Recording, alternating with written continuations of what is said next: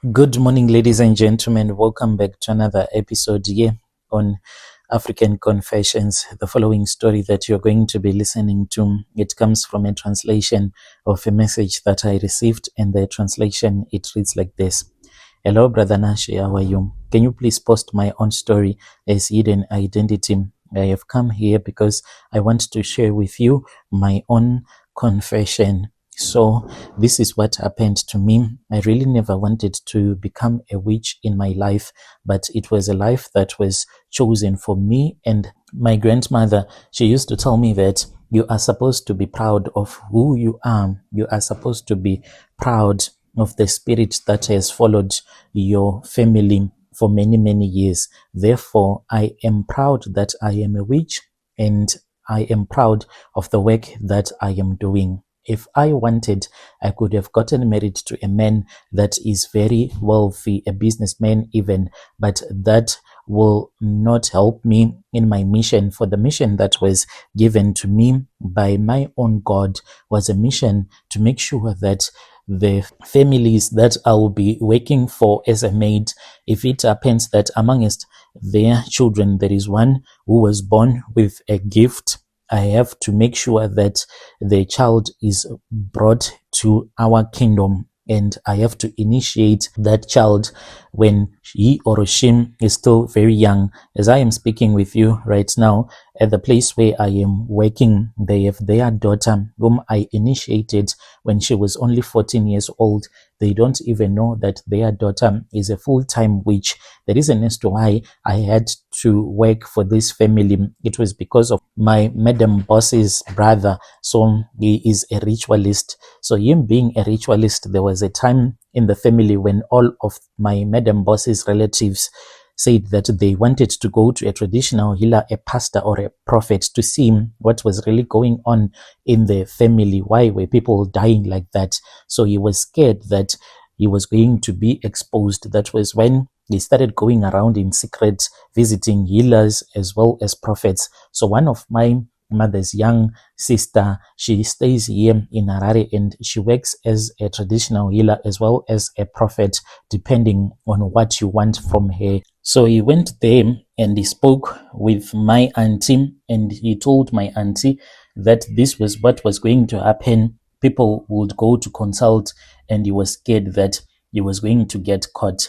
That was when I was informed by my grandmother that I had a new mission. I will no longer be operating in the village from where I was operating there in Chipinge, and I came to Harare and I started working for this couple. So this couple, they had their daughter, and they did not even know that their daughter is someone that is very spiritual, and she has a gift of prophecy, and she was going to expose all the evil things that had been happening in the family from her mother's side to her father's side. A lot of them were ritualists, and she had been born to do that mission. So each and every night when we would have gone to bed, I would wait for everyone to fall fast asleep. Then I would wake up with some charms that I would have been given by the uncle as well as my auntie, and I will sprinkle those charms by the door so that the angel that used to visit her, her guardian angel, will not be able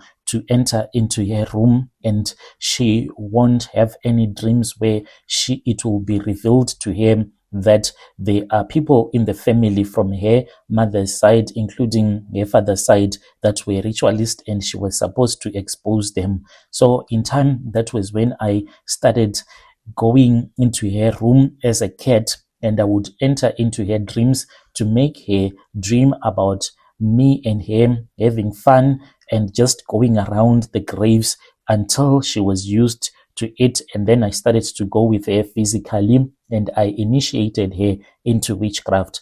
This is how I was initiated by my own grandmother. My grandmother, she was someone who was a traditional healer, and people did not know that she was a witch as well as a traditional healer. My mother, she was a prostitute. She used to stay in the city in Muntare. So then that was when she went and she left me with my grandmother, and I started staying with my grandmother. At least I was staying with my grandmother. I still remember that when I was 7 years old, we used to go into the mountains where we used to have our meetings. So there in my grandmother's village, there was this other woman who had committed suicide. Brother Nashi, do you know that there are people whom you will say that they died because they committed suicide, but that is not what really happened. Those people, they could have been beaten up by spiritual beings like tokoloshis, or even strangled to death. Then after that, then the tokoloshis will hang them on a tree or wherever they will be found, and people will say that this person just committed suicide. This is what happened to my grandmother's friend, the woman whom we used to go to her grave, and we will have meetings close to her grave. She was a witch. And I just want to warn other people, if you are someone that serves the dark kingdom, if you are not yet ready to leave the dark kingdom, do not do it so as to please people, because it is very dangerous for you, and the devil can come and take your life away, like what happened to this woman. She gave her life to Christ, and instead of her pretending like we have always been doing, even if there is an altar call where you are supposed to go and give your life to Christ, you go there. But when you say that you are a sinner, you only say it with your mouth and you do not even mean it in your heart. And if you do that, the devil will never be mad at you because you are pretending. So the problem is that this woman, she tried to become someone that she was never supposed to be. She gave her life to Christ and she started worshiping the Lord with all of her heart. But as she was doing this, that was when the bishop of that church started to lust after her and proposed love to her, and she accepted that proposal, and they started sleeping with each other. And you cannot mix the two. You are someone that is finding her way as a Christian, and at the same time you are busy sleeping with the bishop. So one day she said that she wanted to go to the mountain to look for firewood. Whilst she was alone in the mountains, that was when she saw her old tokoloshis that she had thrown away at the time when she was trying to be a Christian, before she had started to pretend. These tokoloshis, they came and they started attacking her, for they had power, because she was no longer serving the kingdom of darkness and she was not accepted in the kingdom of light. Therefore, they had power, all the power to do what they wanted with her. They strangled her to death, and after that, that was when they left her hanging on a tree branch. And when people saw her, they thought that she had committed suicide. So if someone commits suicide, they are buried there in the mountains where they would have committed suicide. So she was buried in the mountains, and her grave became our meeting place. This used to happen when I was still 7 years old. By the time that I was 13 years old, there was this other day when I was sleeping with my grandmother. So my grandmother had made it known to me that she was a witch, but I was not yet initiated into witchcraft. I used to accompany her just to go around with him, as she would be busy bewitching other people. It happened when I was 13. Whilst we were sleeping in her bedroom, that was when I started to feel really hot, and I started complaining to my grandmother. I told her that I felt as if there was something that was boiling in my stomach, like I was having stomach acids, and it was really painful. My grandmother ignored me and told me that I was going to be okay, and I was screaming at that time. That was when my grandmother called one of her friends. They came and they cooked soft porridge for me. Brother Nash, when they were cooking this porridge for me, they did not even start a fire in my grandmother's bedroom. That woman just came and put water in the pot, and after she had put the water in the pot, she placed it on the floor, and the water started boiling, and they started cooking the porridge for me. And when they were done, they told me to eat that porridge. You could not even eat it. I had to drink it because it was full of sand. They told me that this was the only way that they could make me to feel better. When I had finished eating the porridge, that was when I went to bed and I felt much better. I started to have dreams. In my dream, I would see myself as a cat and I'll start to cry. And then my grandmother will appear out of nowhere. She will be this big, scary cat, a black one. And she will tell me not to worry because she was also a cat. During the day, she will teach me what is it that we were supposed to do whenever we wanted to go and bewitch other people. We will transform ourselves and we will become the cats of the night.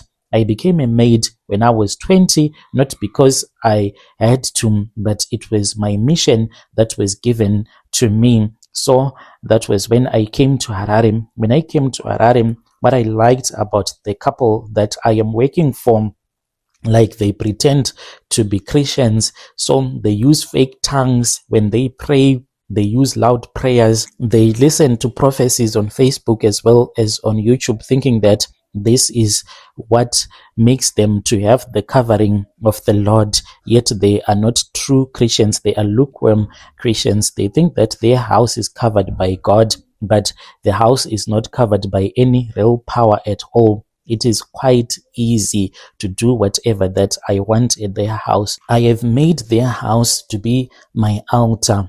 If it happens that there are other witches that will be traveling from the village and they want to bewitch someone who stays in the city, I let those witches to stay at my madam boss's house. I make them to stay at my cottage during the day so that no one can see them. Then at night, they can go out to bewitch whomever that they would have came to the city to bewitch. So each and every Thursday, we go and we have a meeting. We go to an area that is called Warren Hill Cemetery. In that graveyard, that is where we have our meetings. Sometimes we go to these other caves in Domboshava. We have our meetings there. And we also go and have a meeting. There is this other house in Grindel. So this is an abandoned house. Anyone that tries to buy that house, even though it is beautiful, that person will start to experience financial difficulties until they stop trying to buy that property. We go there and we have our meeting. As for me and my auntie, we are cats. We do transform to become cats at night, but other people that we have meetings with, it depends with what kind of a spirit that has followed their bloodline. Some of them, they come as snakes. Some of them, they will be real people. But as for me, my auntie, and those that are witches in our family, we look like cats. We are the cats of the night. And this is what I do. And I just want you to share my own confession with other people. I just want to warn people, if you have decided to pray, just pray without pretending. If you do not want to pray, it is far much better to just pretend that you are a Christian. But you need to be careful, because once you start to pretend, then you know that you do not even have any covering at all of your God. And people like us, we can take advantage of you, like I am doing to my boss. They don't even know that their daughter is a full-time witch right now. When you post my story, please tell me. I'll be following through in the comment section. Dear listeners, right there was a message that was sent to me by one of our sister right there. Strange things indeed, they do happen in this world.